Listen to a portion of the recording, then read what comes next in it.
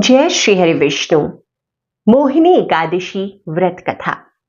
अर्जुन ने संयम और श्रद्धा से युक्त कथा को सुनकर श्री कृष्ण से कहा, हे मधुसूदन, वैशाख माह के शुक्ल पक्ष की एकादशी का क्या नाम है तथा उसके उपवास को करने का क्या विधान है? कृपया कर मुझे यह सब विस्तार पूर्वक बतलाइए।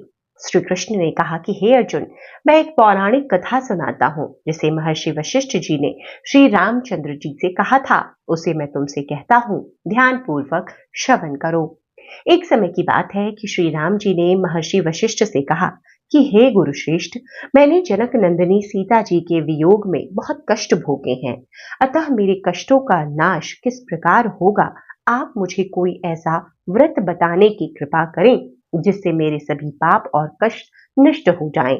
महर्षि वशिष्ठ ने कहा कि हे श्री राम, आपने बहुत उत्तम प्रश्न किया है। आपकी बुद्धि अत्यंत कुशाग्र और पवित्र है। आपके नाम के स्मरण मात्र से ही मनुष्य पवित्र हो जाता है। आपने लोकहित में यह बड़ा ही उत्तम प्रश्न किया है। मैं आपको एक एकादशी व्रत का महात्म्य सुनाता हूँ। वैशाख माह के शुक्ल पक्ष की एकादशी का नाम मोहिनी एकादशी है। इस एकादशी का उपवास करने से मनुष्य के सभी पाप नष्ट हो जाते हैं। अतः हे राम, दुखी मनुष्य को इस एकादशी का उपवास अवश्य ही करना चाहिए। अब आप इसकी कथा को श्रद्धा पूर्वक सुनिए।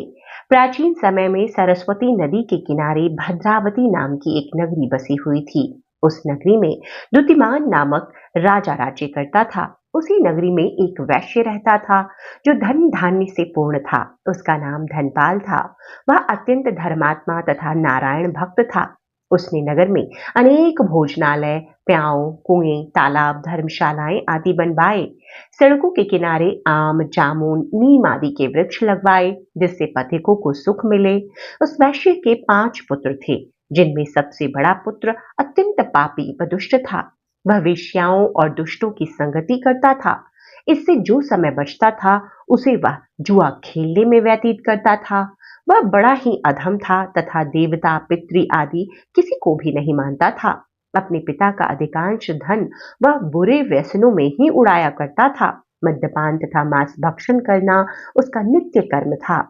जब अत्यधिक समझाने बुझाने पर भी वह सीधे रास्ते पर नहीं आया तो दुखी होकर उसके पिता, भाइयों तथा कुटुंबियों ने उसे घर से बाहर निकाल दिया और उसकी निंदा करने लगे।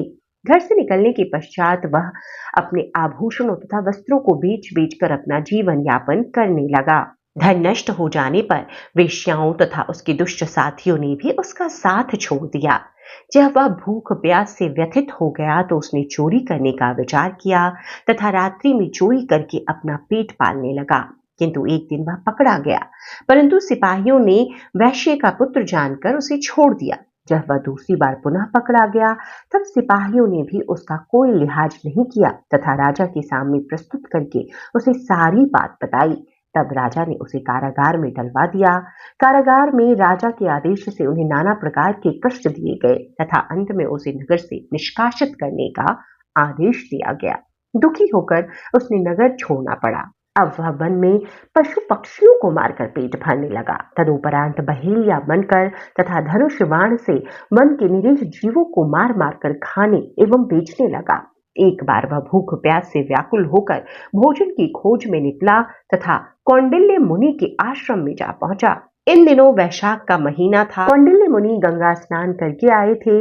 उनके भीगे वस्त्रों की छींटे मात्र से इस पापी पर पड़ गई, जिसके फलस्वरूप उसकी कुछ सद्बुद्धि प्राप्त हुई। वह अधम ऋषि के समीप पहुंचकर हाथ जोड़कर कहने लगा कि हे महात्मा, मैंने अपने जीवन में अनेक पाप किए हैं। कृपया कर आप उन पापों से छूटने का कोई साधारण तथा धन रहित उपाय बतलाइए। ऋषि ने कहा, तो ध्यान देकर सुन।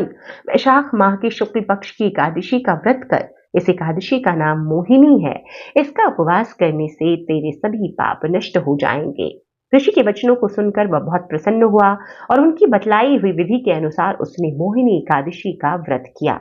हे श्री राम, इस व्रत के प्रभाव से उसके सभी पाप नष्ट हो गए तथा अंत में वह गरुड़ पर सवार हो विष्णु लोक को गया। संसार में इस व्रत से उत्तम दूसरा कोई व्रत नहीं है।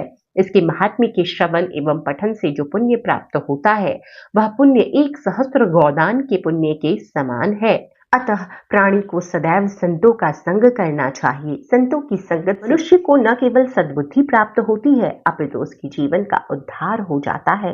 पापियों की संगत प्राणी को नरक में ले जाती है। तो इस प्रकार मोहिनी एकादशी व्रत की कथा यहाँ पर संपन्न होती है। उम्मीद करती हूँ आप सभी ने व्रत पूजन के साथ इस कथा का पठन एवं श्रवण जरूर किया होगा। कथा पसंद आई हो तो लाइक कीजिएगा, ज्यादा से ज्यादा व्रतियों तक इसे शेयर भी जरूर कर दीजिए। वीडियो देखने के लिए बहुत बहुत शुक्रिया। जय श्री हरि विष्णु, जय माता लक्ष्मी।